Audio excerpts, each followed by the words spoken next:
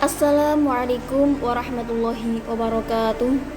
Alhamdulillahilladzi 'allama bil qalam, 'allamal insana ma lam ya'lam. Wassalatu wassalamu ala sayyidina Muhammad sayyidil arabi wal ajam wa ala alihi wa ashabihi ya nabil ulum amma ba'd. Hadratul Muhtaromin Bapak Riza Fahriza Falah MPD yang saya hormati, serta Mbak-mbak dan mas-mas PAIA yang semoga senantiasa berbahagia dan semangat untuk tholabul ilmi. Oke, perkenankanlah pada kesempatan kali ini kelompok kami yang beranggotaan yang pertama Mas Dwi Anto Agung Purnomo, yang kedua Mbak Siti Umi Fathul Jannah, yang ketiga Mbak Syarifatul Ulia, dan saya sendiri yaitu Sonia Kurtayun mepresentasikan makalah kami yang berjudul Pemikiran Pendidikan Ikhwan As-Sofa. Oke. Pendidikan Ikhwan As-Sofa. Ikhwan As-Sofa di sini apa? Oke. Jadi kami membagi pembahasan yang pertama mengenai biografi dan asal-usul Ikhwan As-Sofa, dan yang kedua pemikiran dan konsep pendidikan Ikhwan As-Sofa, yang ketiga ciri dan atau relevansi pemikiran Ikhwan As-Sofa bagi pengembangan dunia, khususnya di dunia pendidikan. Oke. Yang pertama biografi dan asal-usul Ikhwan As-Sofa.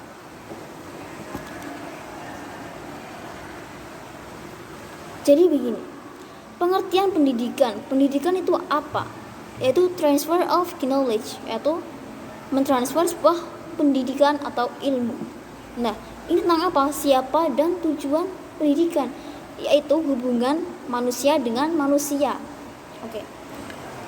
Dan di sini pentingnya filsafat Islam, yaitu mengarah pada pencapaian sasaran pendidikan. Tokoh-tokohnya di antaranya yaitu yang pertama Imam Al-Farabi, yang kedua Imam Al-Ghazali, yang ketiga Ibnu Khaldun, dan ada juga Ikhwan As-Sofa. Oke, kali ini kami akan bahas Ikhwan As-Sofa. Apa itu Ikhwan As-Sofa? Ikhwan As-Sofa adalah kelompok masyarakat yang beranggotaan filosof. Jadi filosofi. Oke. Dan di sini munculnya Ikhwan As-Sofa itu setelah Al-Farabi, setelah wafatnya Imam Al-Farabi. Oke. Jadi di sini Ikhwan As-Sofa itu adalah kumpulan kelompok masyarakat, ya. Di sini mementingkan sebuah solidaritas sesama ukhuwah Islam, jadi hubungan sesama Islam. Jadi solidaritas tanpa batas. Oke. Di sini tentang apa semua sih? Yaitu tentang dasar-dasar Islam yang dilandasi oleh persaudaraan Islam tadi, ya, ukhuwah Islamiyah. Oke. Dan Ikhwah As-Sofa ini terkenal di Timur Tengah, yaitu sekitar pertengahan abad 4 Hijriah atau 10 Masehi. Dan Ikhwan As-Sofa itu adalah kelompok rahasia. Karena apa? Karena menurut para ulama atau menurut kebanyakan orang bahwasanya Ikhwan As-Sofa itu adalah kelompok yang aneh, atau ya intinya beda dari yang lain gitu. Mengenai apa? Karakteristik secara mendasar, rumit, terus menyangkut makna laten, realitas, terutama dalam dunia pendidikan. Oke. Itu sedikit biografi dan asal-usul Ikhwan As-Sofa. Dan yang kedua yaitu pemikiran dan konsep pendidikan menurut Ikhwan As-Sofa. Oke.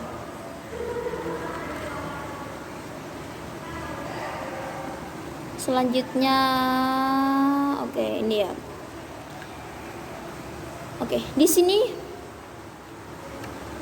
pada dasarnya tujuan daripada pergerakan Ikhwan As-Sofa itu sebenarnya apa? Ayo, apa coba? Jadi begini, Ikhwan As-Sofa atau kelompok Ikhwan As-Sofa itu pada dasarnya adalah muatan rosail yang bersifat filosofis. Apa? Filosofis. Oke, apa itu rosail? Rosail ya, kumpulan dari beberapa pemikiran, atau kalau bahasa Arabnya itu rosail itu kayaknya surat kalau nggak salah. Oke. Dan tujuan filosofis keagamaan ini di sini adalah mengkombinasi agama dengan filsafat. Oke ya. Dan menurut Ikhwan al-Sofa, ilmu itu adalah gambaran tentang sesuatu yang diketahui pada benak jiwa orang yang mengetahui. Umpamanya begini ya, umpamanya seseorang yang belum mengenal sesuatu hal itu diibaratkan sebagai kertas putih kosong tanpa noda. Dan juga sifat kelompok ini tuh rasional dan empiris. Jadi rasional dengan pikiran, oke. Pikiran dan juga ya intinya rasional gitu saja ya.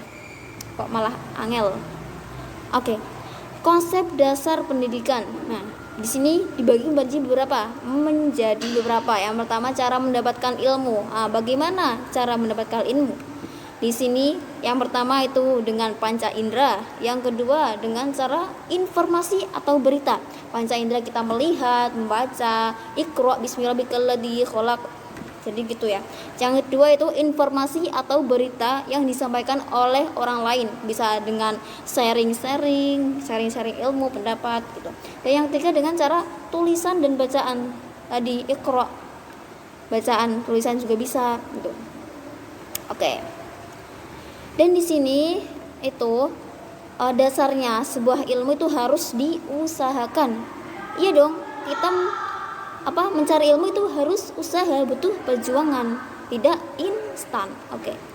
Yang kedua, tipe guru ideal. Wah, tipe guru ideal itu yang bagaimana ya? Yang pertama yaitu ada al-abrar dan ar-ruhama, yaitu orang-orang yang memiliki syarat kebersihan dalam penampilan batinnya dan berada pada usia kira-kira 25 tahun. Jadi, guru atau murabbi itu di sini harus bersih batinnya. Tidak boleh ada dengki, iri dan lain-lain. Yang kedua, muluk dan sultan, yaitu apa? Mereka yang memiliki kekuasaan dan telah berusia 40 tahun. Jadi, sultan atau kekuasaan.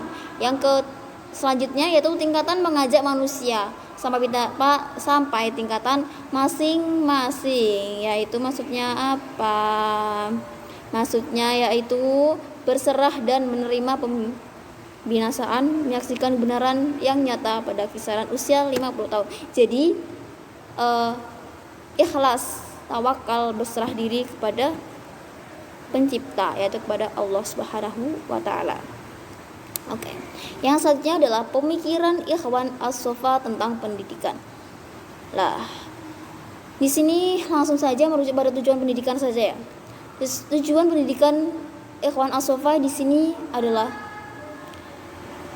seperti halnya di dalam surat Al-Baqarah ayat 201. Tentang apa?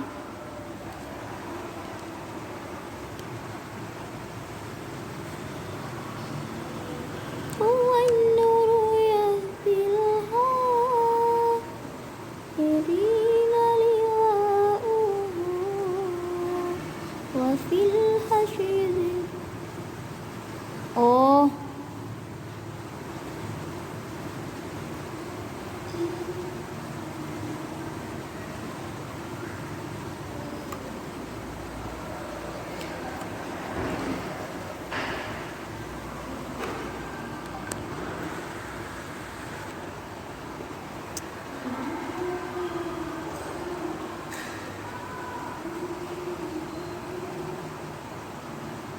oke.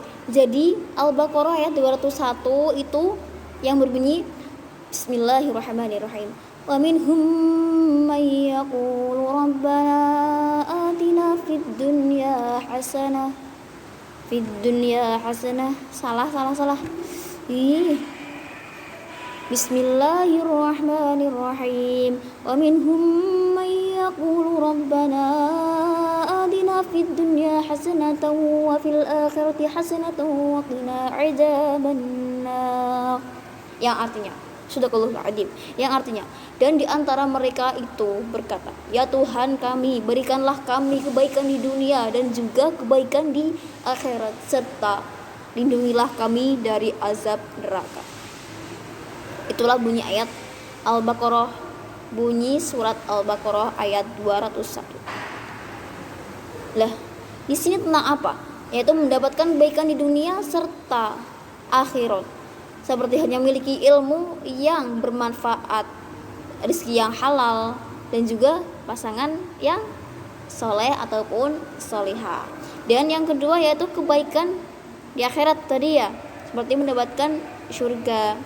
Yang ketiga yaitu selamat dari api neraka. Oke.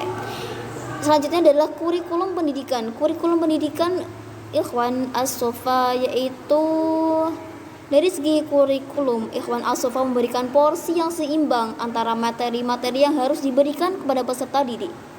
Jadi di sini ada ilmu kauniyah dan juga tanziliyah. Jadi ayat-ayat kauniyah dan juga tanziliyah. Yaitu berkenaan tentang minhaj. Yang pertama itu wasilah al-hayah, yaitu wasilah atau pedoman al-hayah dalam hidup, dan minhaj al-hayah. Oke. Yaitu selanjutnya langsung saja ya, metode pengajaran. Metode pengajarannya di sini adalah gini.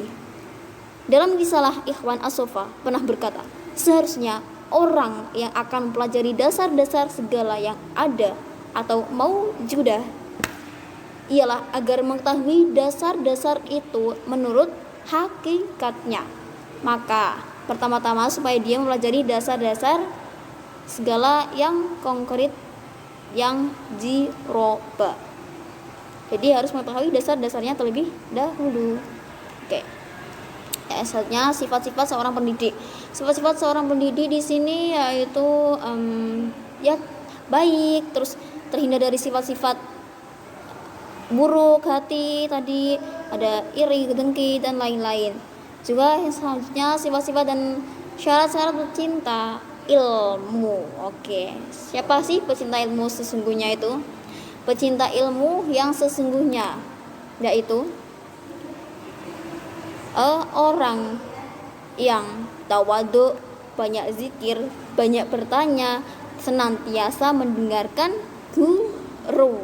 Jadi itu harus kita tanamkan di dalam diri kita sendiri sebagai pelajar. Oke, yang selanjutnya relevansi pemikiran Ikhwan As-Sofa bagi pengembangan dunia pendidikan. Oke, di sini menurut H. Saifuddin, ciri-ciri utama kegagalan proses pendidikan adalah seseorang itu tidak mau berkembang sendiri. Jadi dia itu hanya mengandalkan seseorang. Contohnya, jika dia mau bekerja, dia tidak mau buka usaha sendiri, namun pasrah kepada orang lain. Nah, itu namanya sebuah kegagalan, ya. Dan juga di dalam Ikhwan As-Sofa ini hubungannya sangat erat hubungannya dengan kehidupan yang akan datang. Maksudnya gini apa? Tadi ya hidup atau bekerja itu harus mandiri, tidak boleh bergantung kepada siapa-siapa kecuali kita ta'alluq kepada Allah, berhubungan pada Allah, bergantung kepada Allah. Oke.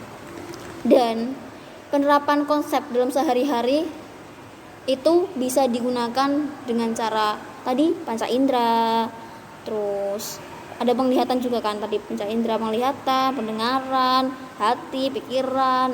Oke. Jadi langsung penutup saja ya. Kesimpulannya di sini adalah pemikiran pendidikan Ikhwan As-Sofa yaitu mengenai tentang ukhuwah Islamiyah, yaitu mengetahui cara berpendidikan dengan solidaritas tanpa batas. Jadi intinya itu secara lebih mendalam, spesifik. Oke. Pesan dan kesan. Berpesanlah kepada seseorang yang suka berpesan, tapi tidak mau melakukan sebuah pesan yang telah ia pesan kepada seseorang. Oke, cukup sekian yang dapat saya sampaikan. Assalamualaikum warahmatullahi wabarakatuh.